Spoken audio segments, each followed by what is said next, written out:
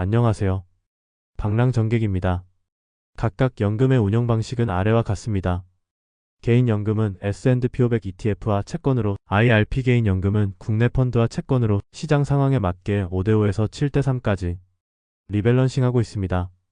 개인연금뿐만 아니라 퇴직연금도 동일하게 적용할 수 있습니다. 8월 글로벌 시장은 미국의 상호관세 본격 시행으로 시작해 무역 갈등이 이어졌습니다.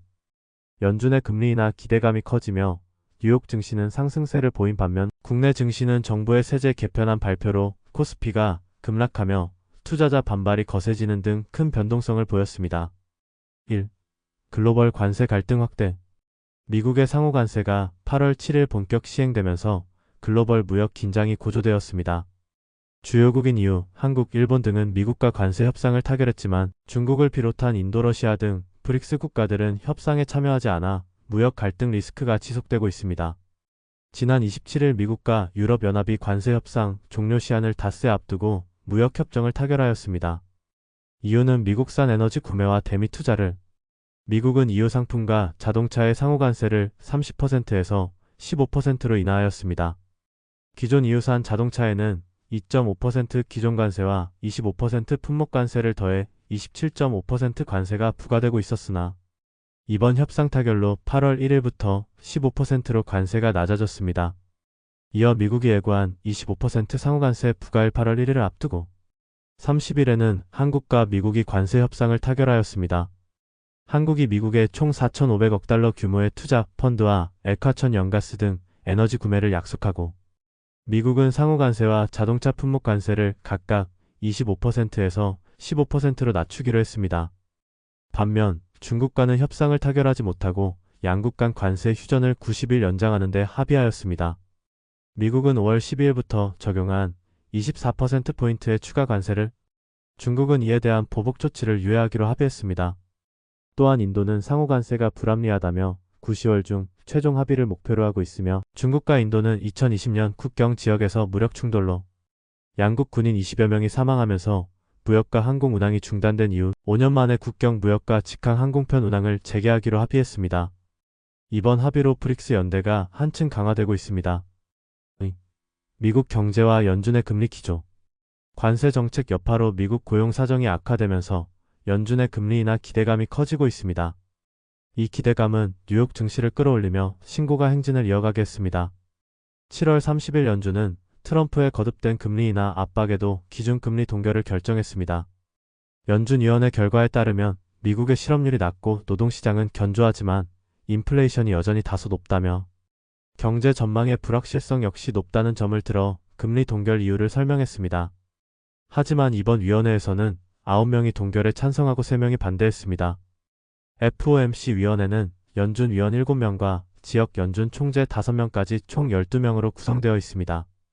블룸버그 통신에 따르면 2명 이상의 연준 이사가 다수 위원회 금리 결정에 반대표를 던진 것은 1993년 말 이후 처음입니다.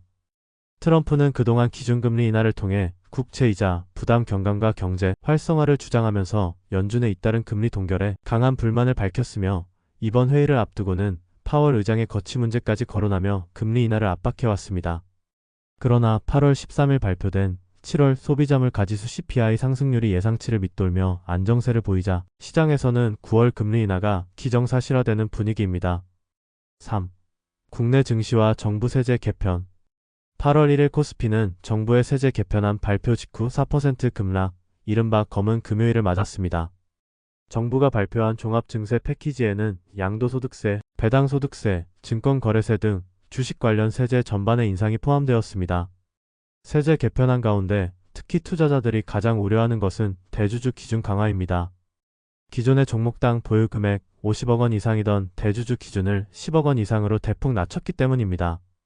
연말마다 대주주 지정을 피하기 위한 매도 물량이 쏟아져 나오며 주가가 급락했는데 이 기준을 낮추면 더 많은 물량이 나올 공산이 커집니다. 배당소득 분리과세 내용도 시장 기대에 미치지 못했습니다. 개편안에 따르면 배당소득이 3억 원을 초과할 때 적용되는 최고 세율은 38.5%로 당초 유력하게 검토되던 이소영 더불어민주당 의원안보다 최고 세율이 10%포인트 이상 높습니다. 증권거래세 및 법인세율 인상도 증시에 부담을 줄 요인입니다.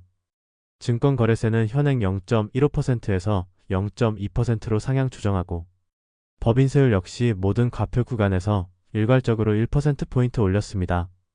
이에 지난달 31일 국회에 올라온 대주주 양도소득세 하향 반대에 관한 청원 동의자는 3일 10만 명을 돌파했고 세제 개편안에 대한 투자자 반발이 거세지면서 정부의 정책 방향에 대한 불확실성은 더욱 커지고 있습니다. 이와 함께 노란봉투법 개정안이 통과되며 정부의 코스피 5천 정책에도 제동이 걸리고 있습니다. 또한 은행 교육세 인상 추진에 업계가 강하게 반발하자 정부는 일부 증세 기준을 완화하기도 했습니다. 향후 증시는 9월 연준의 금리 인하의 여부와 국내 증세안의 최종 확정 과정에 따라 방향성이 결정될 전망입니다. 2025년 8월 연금 운용 현황입니다. 8월 S&P와 나스닥은 관세 영향으로 경제지표가 악화되었지만 금리 인하 기대로 이어지면서 사상 최고치를 경신하고 있습니다. 국내 증시는 증세 세제안과 노란봉투법 등의 소강 상태를 보이고 있어 연금 자산은 0.5%포인트 소폭 상승하였습니다. 2025년 8월 개인연금과 IRP 운용 현황입니다. 미국 증시에 투자하고 있는 개인연금은 1.1% 상승하였습니다.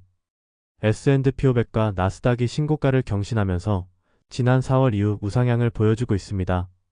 국내 증시에 투자하고 있는 IRP 개인연금은 1.5% 하락하였습니다. 코스피가 0.3%포인트 소폭 상승한 반면 VIP 펀드가 2.6%포인트 하락한 탓입니다. 아무래도 메리츠 금융지주를 필두로 하나금융지주와 고배당주인 지주사주들이 많이 구성된 이유인 것으로 생각됩니다. 8월 신고가를 계속해서 경신하는 미국과 달리 국내 증시는 역행하는 밸류업 정책에 발목을 잡혀 있는 상황입니다. 정부는 어느 정도 수준까지 협상하고 의지를 보여줄지는 지속해서 지켜봐야 할 것 같습니다. 이상 방랑전개기였습니다. 감사합니다.